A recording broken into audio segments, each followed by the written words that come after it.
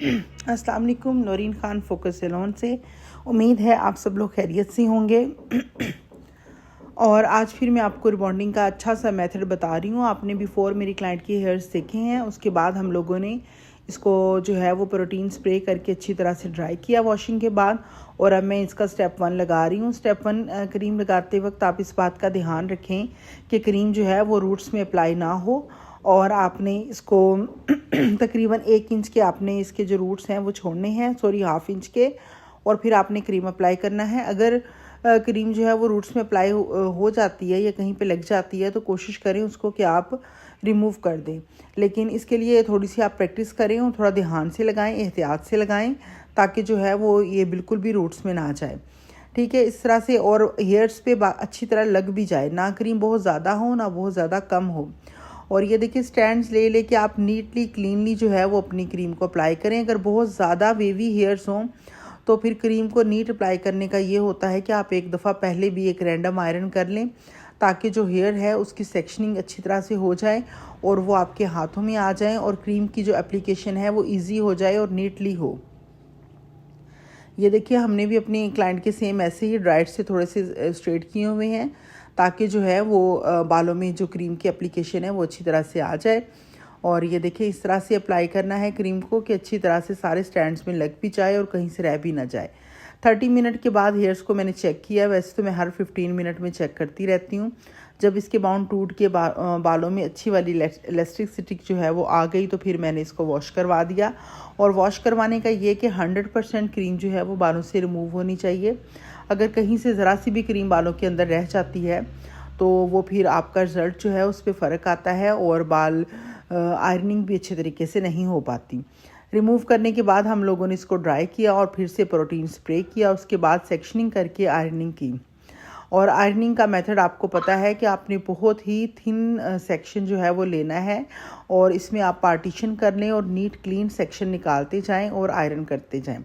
और हर जो है वो हर हेयर की जो आयरनिंग का टाइम और आयरनिंग का टेम्परेचर है वो हम हेयर की कंडीशन देखने के बाद ही डिसाइड करते हैं कि इसकी क्या कंडीशन है और उस पर हमने कितना टेम्परेचर रखना है और कितनी दफ़ा हमने एक जो स्टैंड है उसको हमने आयरन करना है।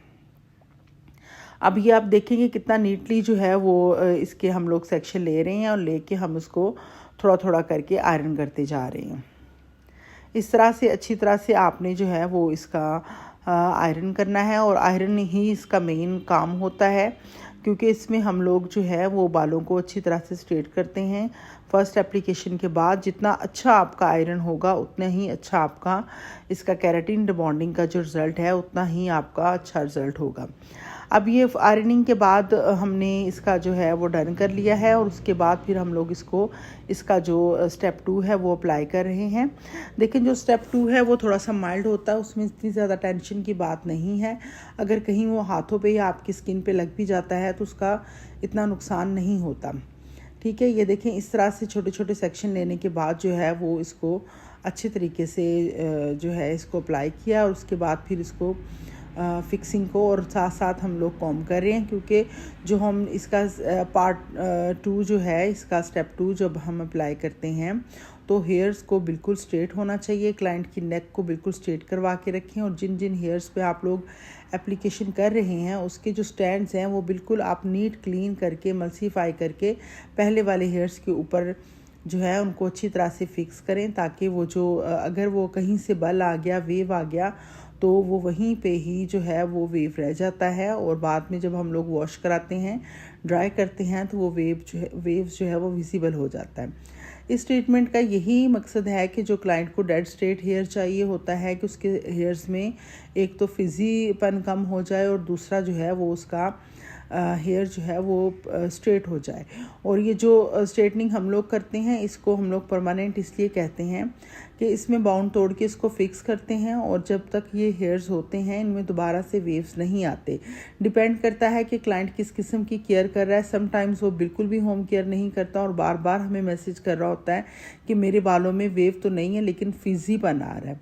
अब ये देखें कि केमिकल ट्रीटमेंट के बाद अगर नॉर्मली भी हम अपने बालों में ऑयलिंग नहीं करते, अच्छा कंडीशनर यूज़ नहीं करते, तो बाल जो हैं अक्सर लोगों के फ्रिजी हो जाते हैं।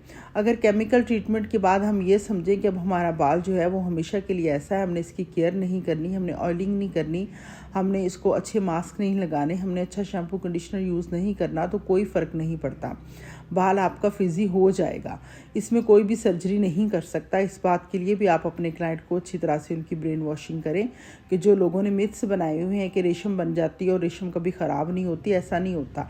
आपको हर चीज़ की, चाहे वो स्किन है या हेयर्स है, उसकी आफ्टर केयर जो है वो लाजमी है। जब भी आप ट्रीटमेंट करें, चाहे अपना करें चाहे आप अपने क्लाइंट का करें, उसको होम केयर आफ्टर केयर लाजमी रेकमेंड करें। उसके बगैर जो है वो रिज़ल्ट नहीं रहते। ये फाइनल रिज़ल्ट हैं, ये आप देखें, इसके बहुत खूबसूरत रिज़ल्ट हैं। 110% इसका रिज़ल्ट है, कहीं पे भी वेव नहीं है। मज़ीद अगर आपको कुछ सीखना है या आपको कोई इन्फॉर्मेशन चाहिए तो नीचे डिस्क्रिप्शन में मेरा नंबर और मेरे सारे जो सोशल मीडिया अकाउंट्स हैं उनके लिंक्स मैंने दिए हुए हैं, उनको फॉलो करें। आप मेरे से कॉन्टैक्ट भी कर सकते हैं। आप मेरे सिटी से हैं, आउट ऑफ सिटी से हैं, कहीं से भी कॉन्टैक्ट कर सकते हैं। मैं अपने सैलून्स पे काम भी सिखा रही हूँ, और अगर आपने ट्रेनिंग लेनी है, जो मेरे करीब के लोग हैं वो ट्रेनिंग भी ले सकते हैं। दुआ में याद रखें। अल्लाह हाफिज़।